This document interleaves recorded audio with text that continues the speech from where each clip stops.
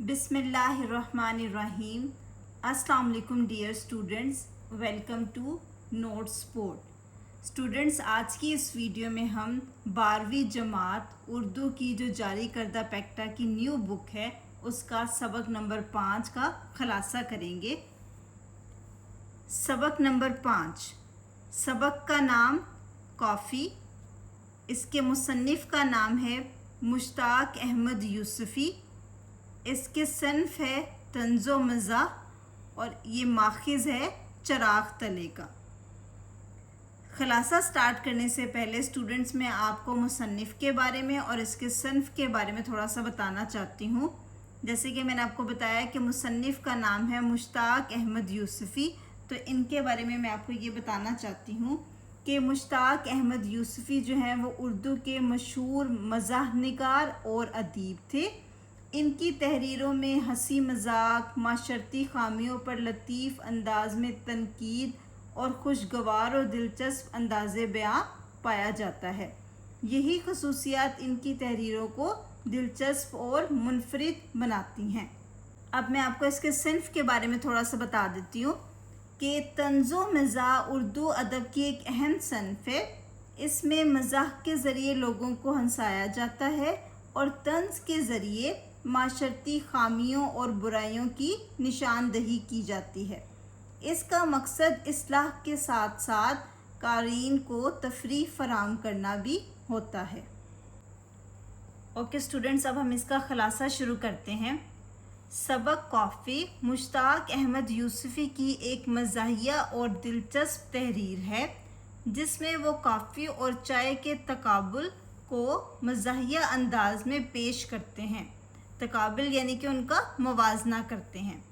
مصنف بیان کرتے ہیں کہ انسان کی پسند اور عادات پر اس کے ماحول اور تہذیب کا گہرا اثر ہوتا ہے۔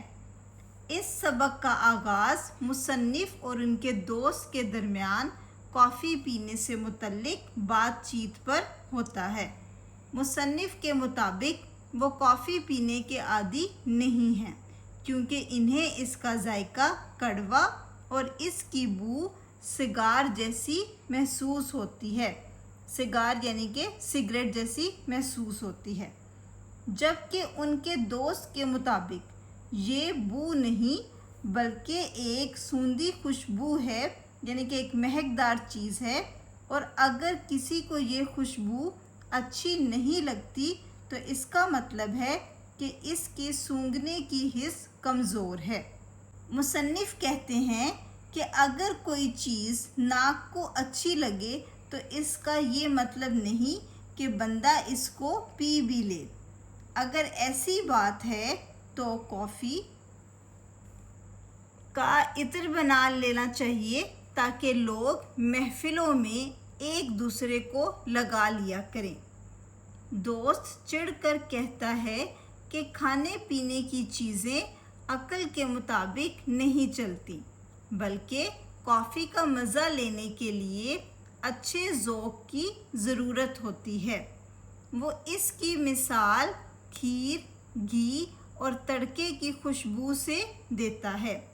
مصنف کو البتہ ان کی خوشبو سے بھی الٹی آتی ہے۔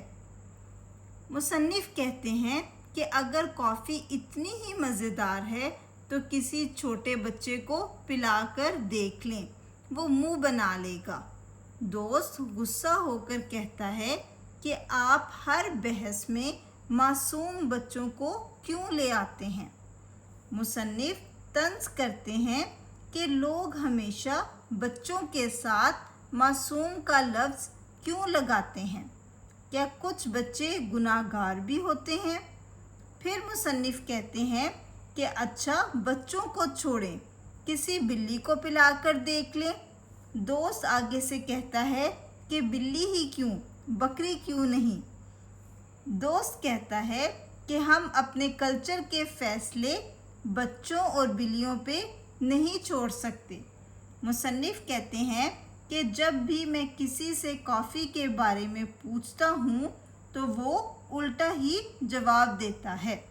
مصنف کہتے ہیں کہ مجھے زندگی میں صرف ایک آدمی ملا جو کافی سے سچی نفرت کرتا تھا اور وہ خود ایک کافی ہاؤس کا مالک تھا۔ جب مصنف نے ایک ڈاکٹر سے کہا کہ مجھے کافی سے چڑ ہے تو ڈاکٹر نے کہا کہ دراصل تمہیں معدے کا السر ہے جس کی وجہ سے تم جلن محسوس کرتے ہو، یعنی کہ تمہارے معدے میں زخم ہے۔ معدے کا السر، معدے میں زخم ہونا۔ مصنف کہتے ہیں کہ قدرت کے کارخانے میں کوئی چیز بیکار نہیں ہے۔ مثلاً حقہ پینے کا فائدہ یہ ہے کہ انسان فکروں سے آزاد ہو جاتا ہے۔ مرچیں کھانے کا فائدہ یہ ہے کہ اس سے کھانے کا ذائقہ اور مزہ دب جاتا ہے۔ اسی طرح جو شاندا اور شلگم وغیرہ کے اپنے اپنے فوائد ہیں، مگر کافی میں سوائے کافی کے کچھ نہیں ہوتا۔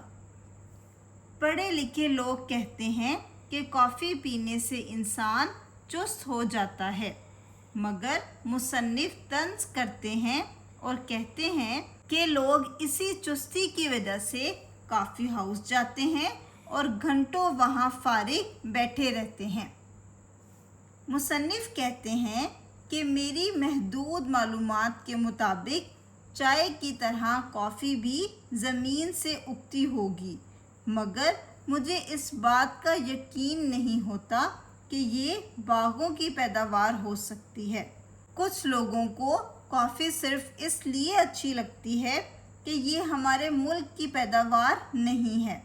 مجھے اپنا ملک اس لیے بھی اچھا لگتا ہے کہ یہاں کافی پیدا نہیں ہوتی۔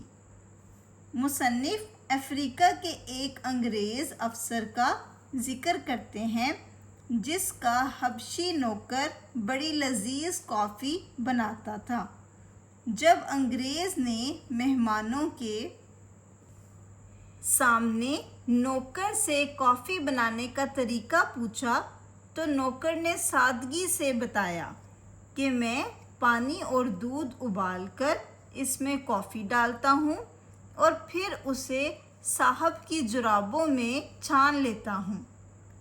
انگریز نے غصے سے کہا کہ کیا تم میری قیمتی جرابیں استعمال کرتے ہو؟ تو نوکر نے ڈرتے ہوئے جواب دیا کہ نہیں، میں تو آپ کی گندی جرابیں ہی لیتا ہوں۔